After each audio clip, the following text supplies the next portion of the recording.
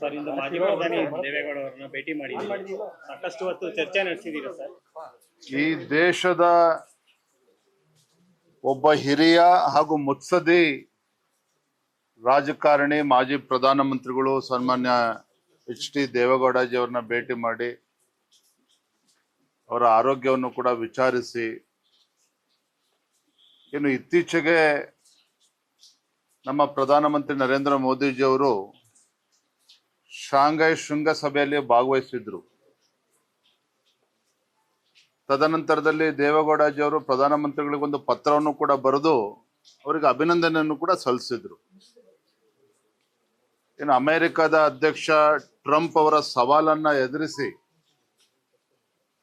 ಯಾವ ರೀತಿ ನರೇಂದ್ರ ಮೋದಿಜಿ ಅವರು ಜಪಾನ್ ಮತ್ತು ಚೈನಾ ಪ್ರವಾಸವನ್ನ ಯಶಸ್ವಿಯಾಗಿ ಮುಗಿಸ್ಕೊಂಡು ಬಂದಿದ್ದೀರಿ, ಒಂದು ದಿಟ್ಟ ಹೆಜ್ಜೆಯನ್ನ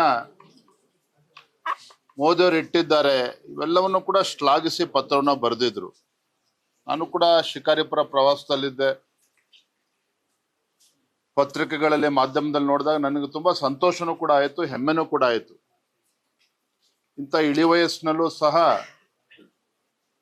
ಮಾಜಿ ಪ್ರಧಾನಮಂತ್ರಿ ದೇವೇಗೌಡರು ಅವರ ದೇಶದ ಬಗ್ಗೆ ಇಟ್ಟಿರ್ತಕ್ಕಂಥ ಒಂದು ಕಾಳಜಿ, ನರೇಂದ್ರ ಮೋದಿಜಿ ಅವರ ನಾಯಕತ್ವದ ಬಗ್ಗೆ ಅವರು ಇಟ್ಟಿರ್ತಕ್ಕಂಥ ಒಂದು ವಿಶ್ವಾಸ, ಇವೆಲ್ಲವೂ ಸಹ ಯುವ ರಾಜಕಾರಣಿಗಳಿಗೆ, ನಮ್ಮಂತವರಿಗೆ ಎಲ್ಲರಿಗೂ ಕೂಡ ಒಂದು ರೀತಿ ಮಾದರಿ. ಹಾಗಾಗಿ ಅವ್ರನ್ನ ಭೇಟಿ ಮಾಡಬೇಕು, ಅವರ ಆಶೀರ್ವಾದನ ಪಡೆದುಕೊಳ್ಬೇಕು, ಅವರಿಗೆ ಅಭಿನಂದನೆ ಸಲ್ಲಿಸಬೇಕು, ಅವರ ಮಾರ್ಗದರ್ಶನವನ್ನು ಪಡೆದುಕೊಳ್ಬೇಕು ಅಂತೇಳಿ ನಾನು ನಮ್ಮ ಪಕ್ಷದೆಲ್ಲ ಹಿರಿಯ ಶಾಸಕರು ಇವತ್ತು ಬಂದು ಅವ್ರನ್ನ ಭೇಟಿ ಮಾಡಿದ್ದೇವೆ. 3/4 ಗಂಟೆಗೂ ಹೆಚ್ಚು ಕಾಲ ಬಹಳ ಸುದೀರ್ಘವಾಗಿ ರಾಜ್ಯದ ಮತ್ತು ದೇಶದ ಪ್ರಚಲಿತ ರಾಜಕಾರಣ ಬಗ್ಗೆ ಅವರು ಚರ್ಚೆನ ಮಾಡಿದ್ರು. ಮತ್ತೆ ಅವರ ಹಿಂದಿನ ಆಗಿದ್ದಾಗ ಆ ದಿನಗಳನ್ನು ಕೂಡ ಮೆಲುಕು ಹಾಕ್ತಕ್ಕಂಥ ಪ್ರಯತ್ನವನ್ನು ಕೂಡ ಮಾಡಿದ್ರು. ಒಟ್ಟಾರೆಯಾಗಿ ಅವ್ರು ಹೇಳಿದ್ದು, ಇವತ್ತು ಭಾರತವನ್ನ ಸದೃಢವಾಗಿ ಮುನ್ನಡೆಸಬೇಕು ಅಂತ ಹೇಳಿದ್ರೆ ಅದು ನರೇಂದ್ರ ಮೋದಿಜಿ ಅವರಿಂದ ಮಾತ್ರ ಸಾಧ್ಯ, ಯಾರ ಕೈಯಿಂದನೂ ಕೂಡ ಸಾಧ್ಯ ಇಲ್ಲ. ನರೇಂದ್ರ ಮೋದಿಜಿ ಅವರೇ ಏನೊಂದು ಸವಾಲನ್ನ ಸ್ವೀಕಾರ ಮಾಡಿ ದೇಶವನ್ನು ಮುನ್ನಡೆಸ್ತಾ ಇದ್ದಾರೆ, ಅವರೇ ಇದನ್ನ ಇಂಥ ಬಲಿಷ್ಠ ಭಾರತವನ್ನ ಮುನ್ನಡೆಸೋದಕ್ಕೆ ಸಾಧ್ಯ ಅನ್ನುವ ಮಾತನ್ನು ಕೂಡ ಅವರು ಉಲ್ಲೇಖ ಮಾಡಿದ್ರು. ಮತ್ತೆ ನರೇಂದ್ರ ಮೋದಿಜಿಯವರ ಮತ್ತು ದೇವೇಗೌಡಜಿಯವರ ಜನ್ಮದ ಒಂದು ಅನುಬಂಧ ಅನ್ನೋ ಮಾತನ್ನು ಕೂಡ ಅವರು ಉಲ್ಲೇಖ ಮಾಡಿದ್ರು.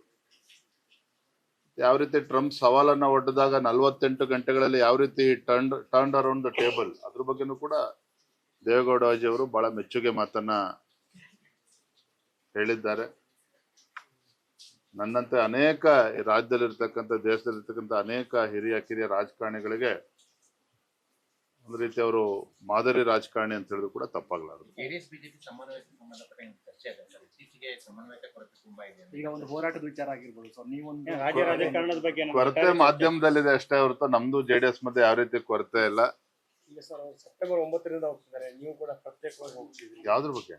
ನೆರೆ ಪ್ರದೇಶಗಳಿಗೆ ಭೇಟಿ JDS ಅವರು. ಇಲ್ಲಪ್ಪ, ನಾನೀಗಾಗಲೇ ರಾಜ್ಯದ ಅಧ್ಯಕ್ಷನಾಗಿ, ಯಾಕಂದ್ರೆ ಭಾರತೀಯ ಜನತಾ ಪಾರ್ಟಿ ರಾಷ್ಟ್ರೀಯ ಪಕ್ಷವಾಗಿ ನಮ್ಮ ಕರ್ತವ್ಯ. ರಾಜ್ಯದ ಚುಕ್ಕಾಣಿ ಹಿಡಿದಿರ್ತಕ್ಕಂಥ ಕಾಂಗ್ರೆಸ್ ಪಕ್ಷ ಇವತ್ತು ರೈತರನ್ನ ಮರೆತಿದ್ದಾಗ, ಭೀಕರ ಮಳೆಯಿಂದ ಇವತ್ತು ರಾಜ್ಯದಲ್ಲಿ ರೈತರು ಸಂಕಷ್ಟದಲ್ಲಿದ್ದಾಗ, ಗುಲ್ಬರ್ಗ, ರಾಯಚೂರು, ಯಾದಗಿರಿ ತೊಗರೆ ಬೆಳೀತಕ್ಕಂಥ ರೈತರು ಇವತ್ತು ಸಂಕಷ್ಟದಲ್ಲಿದ್ದಾರೆ. ಬೆಳಗಾವಿ, ಹುಬ್ಳಿ, ಧಾರವಾಡ, ಹಾವೇರಿ, ಇಲ್ಲಿ ಹತ್ತಿ ಮತ್ತೆ ಇಲ್ಲಿ ಈರುಳ್ಳಿ ಬೆಳೀತಕ್ಕಂಥ ರೈತರು, ಅವರು ಕೂಡ ಬೆಳೆ ಸಂಪೂರ್ಣವಾಗಿ ನಾಶ ಆಗಿ ಅಲ್ಲೂ ಕೂಡ ರೈತರು ಪರದಾಡ್ತಾ ಇದ್ದಾರೆ. ನಮ್ಮ ಮಲೆನಾಡು ಪ್ರದೇಶದಲ್ಲಿ ಶಿವಮೊಗ್ಗ ಆ ಕಡೆ ಇವತ್ತು ಮೆಕ್ಕೆಜೋಳ ಬೆಳೀತಕ್ಕಂಥ ಅವರು ರೈತರು ಸಂಕಷ್ಟದಲ್ಲಿದ್ದಾರೆ. ಒಟ್ಟಾರೆಯಾಗಿ ಇವತ್ತು ರಾಜ್ಯದಲ್ಲಿ ರೈತರು ಸಂಕಷ್ಟದಲ್ಲಿದ್ದಾರೆ. ಆ ನಿಟ್ಟಿನಲ್ಲಿ ಭಾರತೀಯ ಜನತಾ ಪಾರ್ಟಿ ಅಧ್ಯಕ್ಷನಾಗಿ ನಾವೆಲ್ಲ ಜಿಲ್ಲೆಯ ಅಧ್ಯಕ್ಷರಿಗೆ ಪತ್ರ ಬರೆದಿದ್ದೇನೆ. ಎಲ್ಲ ನಮ್ಮ ಶಾಸಕ ಮಿತ್ರರು, ಸಂಸದರನ್ನು ಕರ್ಕೊಂಡು ಜಿಲ್ಲೆಯಲ್ಲಿ ಪ್ರವಾಸ ಮಾಡಬೇಕು ಅಂತ, ಯಾಕಂದ್ರೆ ನಮ್ಮ ಕರ್ತವ್ಯ ಇದೆ, ಅದನ್ನು ನಿಭಾಯಿಸ್ತೇವೆ. ಮಾತಾಡ್ತೇವಪ್ಪ, thank you.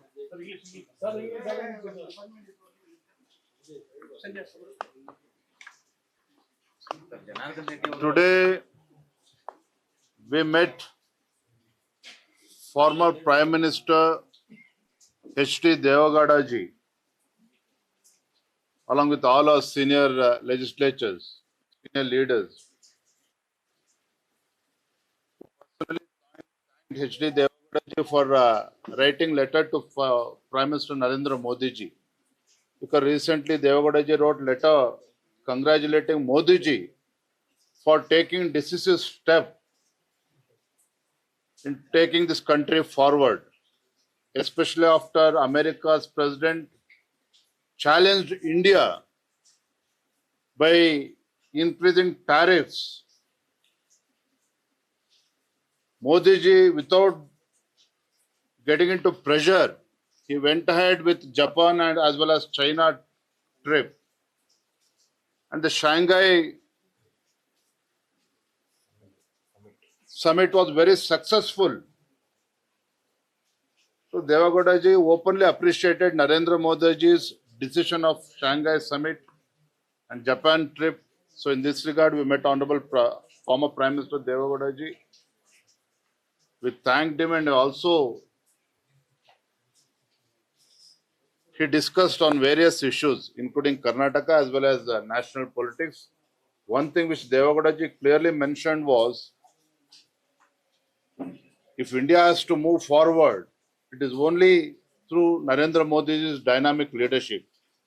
There is no other leader in the country who can take this India forward. So it truly believes in the leadership of Narendra Modi ji, and Devagowda ji also believes if country has to move forward, if country has to move in the path of the progress, in the path of development, it's only under the dynamic leadership of Narendra Modi ji. This is a strong and clear-cut message which you gave us today. Thank you. News first ನಿರ್ಭೀತಿಯಿಂದ ನಿಮ್ಮ ಪರವಾಗಿ.